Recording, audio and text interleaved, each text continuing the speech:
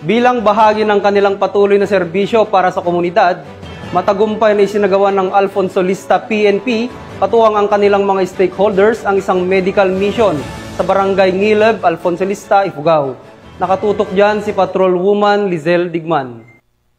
Tagumpay na nagsagawa ng medical mission ang mga tauhan ng Alfonso Lista Municipal Police Station katuwang ang kanilang mga stakeholders sa Barangay Ngileb, Alfonso Lista, Ifugao nito lamang ika-22 ng Hunyo taong kasalukuyan. Ang nasabing medical mission ay naisakatuparan sa pangunguna ni Police Captain Ruben C. Balanoy, Acting Chief of Police ng Alfonso Lista Municipal Police Station, sa pagkikipagtulungan kina Dr. Arian S. Taclay, Dr. Cherean P. Alipio Ibasco, Alfonso Lista Municipal Health Office na kinakatawan ni Dr. Criza B. Onyate, mga tauhan ng Lamot Municipal Police Station, 2nd Ifugao Provincial Mobile Force Company kasama ang Alfonso Lista Ministers Association at KK.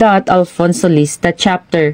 Ang mga residenteng benepisyaryo ng nasabing misyon ay nakatanggap ng libreng serbisyong pang-medical tulad ng libreng konsultasyon at libreng gamot at bitamina. Maliban dito, naghandog rin ang mga tauhan ng 2nd Ifugao Provincial Mobile Force Company ng libreng gupit sa mga bata at ilan pang mga residente. Nagsagawa rin ng isang parlor games na nagdulot ng tuwa't galak sa mga batang benepisyaryo. Samantala, pinasalamatan ni Police Captain Balanoy ang mga stakeholders na nakibahagi sa tagumpay ng nasabing misyon, gayon din ang suporta mula sa lokal na pamahalaan ng Alfonso Lista. Ang aktibidad ay isang patunay sa serbisyong nagkakaisa ng pulisya, stakeholders at pamahalaan tungo sa positibong pagbabago, tungo sa maunlad, malusog at ligtas na bagong Pilipinas.